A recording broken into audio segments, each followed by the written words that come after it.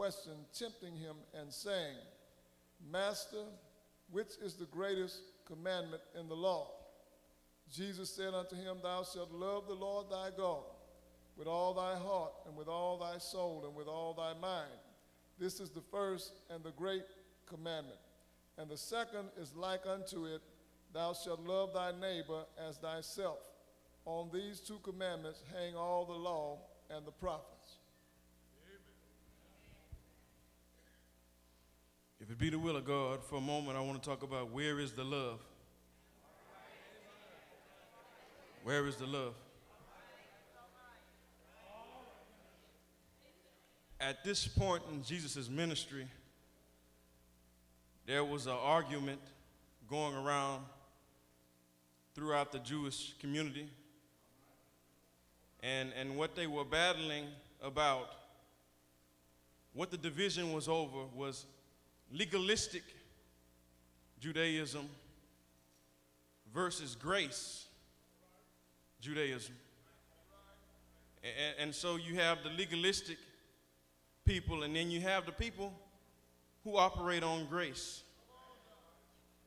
And so they had been testing Jesus all that day.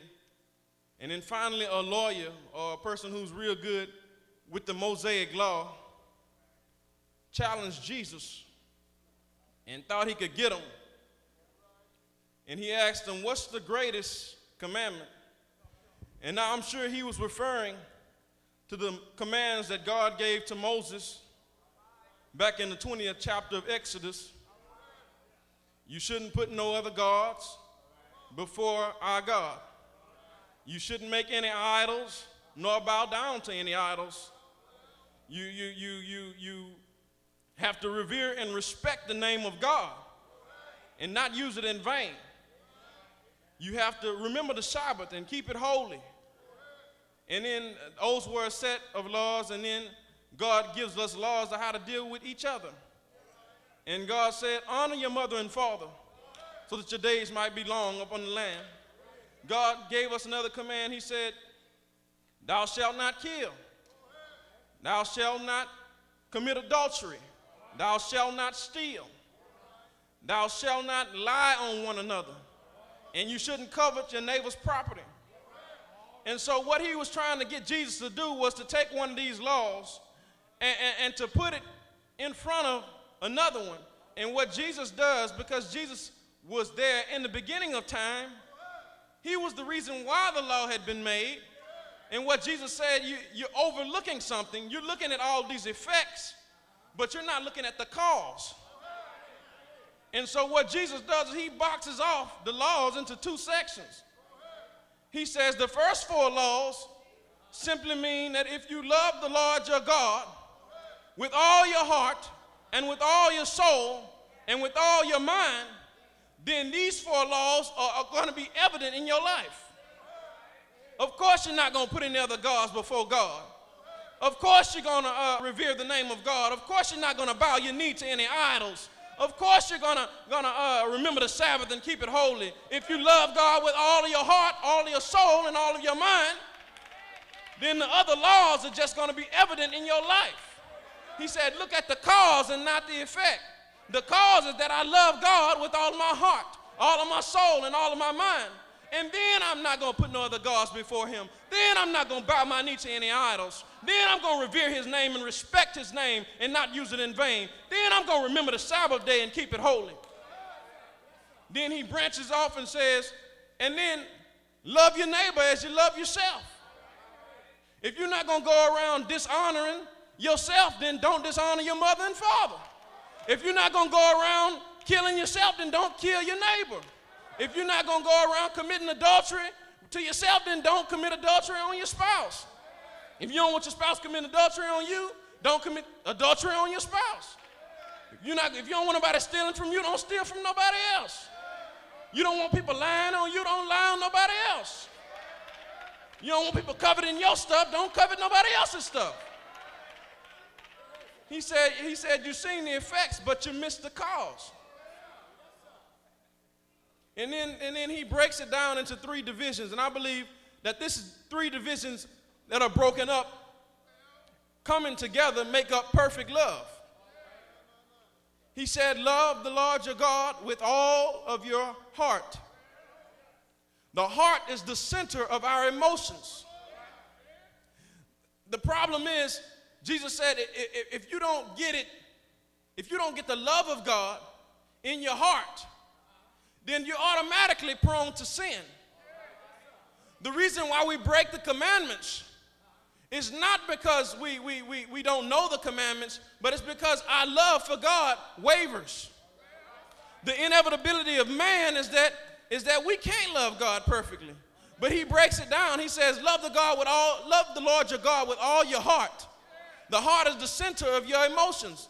That means everything you feel ought to be centered around the love of God. How can you go around hating people? That's an emotion. If your emotions are centered around the love of God, you won't go around hating people. If your emotions are centered around the love of God, then you won't go around mad and disgusted and disappointed. If your emotions are centered around the love of God, then you won't go around being mean and cruel and unjust. If your emotions are centered around the love of God, then that love of God ought to be evident in how you feel. And then he goes on to say, love the Lord your God with all of your soul. Now the soul is the very essence of life. And if the soul is the very essence of life, then everything you do in life ought to be centered around the love of God.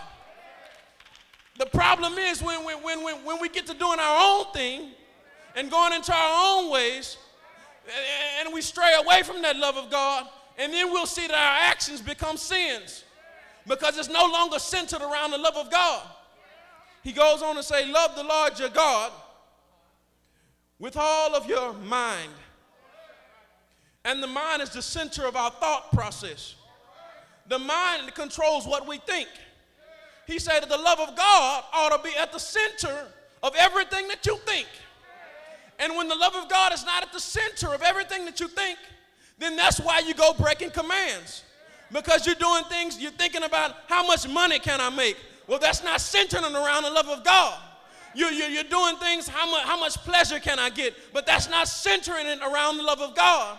You're doing things about what feels good to you, but that's not centered around the love of God. If your thought process, if we can get our mind to be centered around the love of God, then our actions and our emotions will follow suit. He said the reason why we break commands is because we're trying to keep the commands instead of focusing on our love for God.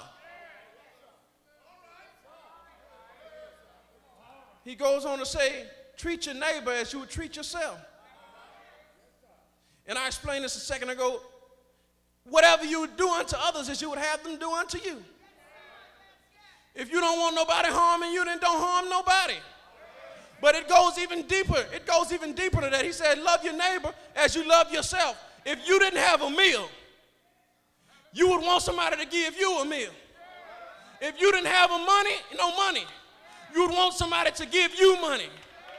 If you didn't have no bread, you'd want somebody to give you bread. If you didn't have no clothes, you'd want somebody to give you clothes. And that's what God says, how can you say you love me and then you go around hating your neighbors? God don't say just love the people that like you. He say love everybody. Love your enemies. Because that's the will of God. The problem is the inevitability of man is that we can't love God perfectly. I don't care who you look up in the Bible. Samson, in Judges, the 16th chapter, was an Israelite judge that God had raised up. And when God raised up a judge in the tribe of in the Israelite tribes, what he was doing, the judge's responsibility was to bring the people back to God, but to also defeat the enemy that had invaded the people. And so Samson's responsibility was to teach the people the will of God, but at the same time to draw back the Philistines that had invaded the Israelites. But the inevitability of man is that we can't love God perfectly. Now, Samson took a Nazirite vow from birth. He had the legalism down. No razor should touch his head. He had the legalism down. He shouldn't go by any dead bodies. He had the legalism down. He shouldn't drink of anything from the vine. He had the legalism down. But legalism alone is not enough. If you don't love God with all your heart and all your soul and all your mind, I come today to tell you that the devil is waiting for an opportunity. He's waiting for an opportunity to come in and see where your love for God is going to fall short. It didn't take long for old Delilah to come into the picture and say, Samson, oh Samson, looking as good as you look, tell me the secret to your strength. Now Samson loved God with all his mind, and he loved God with all his soul, but his heart. He gave, when he poured out his heart to Delilah, the scripture said that the Spirit of God departed from him, and it made him vulnerable to the Philistines. But the inevitability of man is that we cannot love God perfectly. Let's talk about old Peter. Over in the 21st chapter of John, Jesus had asked Peter previously, do you love me? Peter said, yeah, I love you unto death. Now we're talking about Peter, the one who walked on the water. We're talking about Peter, the one who cut the man's ear off for Jesus. We're talking about Peter, the one who Jesus named Rock. Old Peter got into a crowd of persecution, and he wavered for his love for God, not because he didn't love him with all his heart, not because he didn't love him with all his soul, but Peter had an issue with his mind. Peter did not love God with all his mind. Peter said, these fools gonna kill me if I tell them that I love Jesus, if I tell them that I know Jesus. And so Peter wavered in his faith, but the inevitability of man is that we cannot love God perfectly. Let's talk about old David, a man after God's own heart.